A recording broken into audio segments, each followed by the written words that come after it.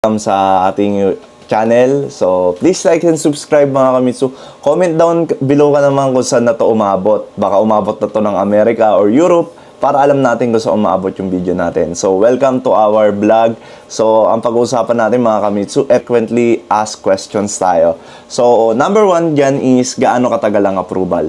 Actually, depende kasi, no? So, may mga clients na mabilis ma-approve, may mga client na tumatagal ng 1 week. Pero usually talaga pagkapasa ng application, yun po yung application po kasi, meron pong application form na isasend sa inyo yung ahente. So, kagaya ko, pag nag-apply po kayo sa akin, bibigyan ko po kayo ng application form, tapos papasend ko po sa inyo yung mga online na requirements po. Picture lang po, hindi nyo na po kailangan pumunta dito sa dealer. Puro online lang po.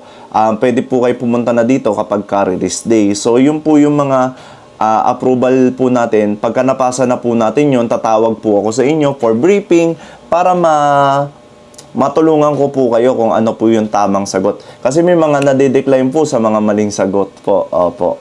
May mga instances po na ganon. Pero ang approval po niya is 3 to 5 days. Opo. Pero may mga tumatagal po ng mga 1 week or 2 weeks. Yun po. Hindi naman lagi. Pero 3 to 5 days po meron na pong approval. Meron nga po 2 days lang meron na po. Actually, kapag kunyari po, BPI po kayo, BPI depositor. So, pa-priority po kayo ni BPI kung ano po yung bangko nyo. Pangalawang question po is, can I apply online? Yes po. Pwede po. Actually, ang application po talaga, puro online na lang. Hindi na po kailangan pumunta ng mga dealership. So, please like and subscribe mga kamitsu para makita nyo kung ano yung mga unit, tapos yung mga latest price natin and discount para hindi nyo na kailangan pumunta ng dealership. Tulungan ko na kayo. So, ako na yung pupunta sa office, tapos ibibideo ko para malaman nyo. So, ayun po, pwede po. Puro online lang po ang application po natin. Pangatlo is, kailangan po ba ng co-maker o nakakatulong po ba ang co-maker? Yes po. Actually, kapag hindi po sapat yung income natin, no? So, ang basically kasi, ang tinitingnan kasi ni bangko, times 3 ng monthly, dapat ayun yung sahod. Kasi may mga gastos pa na iba, bukod sa buhay, may mga expenses pa. So, hindi lang yung kotse yung ano. So, kapag ka 20,000 monthly, tas 20K yung sahod, most likely hindi talaga ma-approve. Pero pag may co-maker, ipagko-combine yung income natin. So, times 3 dapat, kunyari 15,000, dapat 45,000 yung combined monthly income ng principal and co-maker. So, nakakatulong co-maker, yes, mahalaga siya. Actually, pagka nag-a-apply po tayo, mas malakas po yung chance natin na ma-approve tayo kapag may co-maker. Pangapat is, yung OFW po ba ay nakakapag-apply? Yes po. Marami na po tayo natulungan ng mga OFW. Basta po meron po tayong proof of remittance na pinagpapadalahan po dito. Ayan po. Pwede rin po yung mga seaman. Yes po. Pwede po. Pwede po mag-apply. Online yung mga OFW.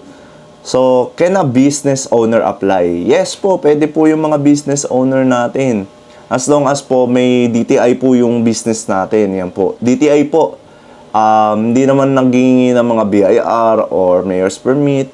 Pero yung iba nanghihingi kapag release day na. Pero most likely po matutulungan ko naman po kayo pagdating sa basta may DTI tayo and bank statement tas 2 valid IDs. Yan po. Ang last po natin na frequently asked question is yung mga fresh graduate or mga 18 years old, pwede po ba? Yes po.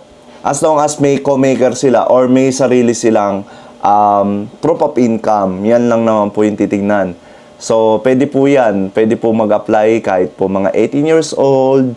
Pwede pong ipangalan sa kanila yung sasakyan. So, may pahabol na question is, pwede ba yung mga walang lisensya? Pwede po. As long as may co-maker po or may proof of income na kaya po nilang magbayad po. So, pwede po yun. So, yun lang. Sana may natutunan kayo sa mga video natin, mga kamitsu, bago tayo tumawid sa mga promos. So, please like and subscribe. Tapos, pa-comment dyan sa comment section kung saan lugar kayo nakatira. O, halimbawa, America or Europe, Batangas, para alam ko mga kamitsu kung saan na umaabot yung video natin. So sana may natutunan kayo, and kagaya nga ng sinabi ko kanina, ako na yung mag-walk around sa inyo sa mga unit and promos natin. I-update ko kayo. Basta mag-comment or mag-subscribe kayo, mag-follow kayo kung saan nyo ito napanood.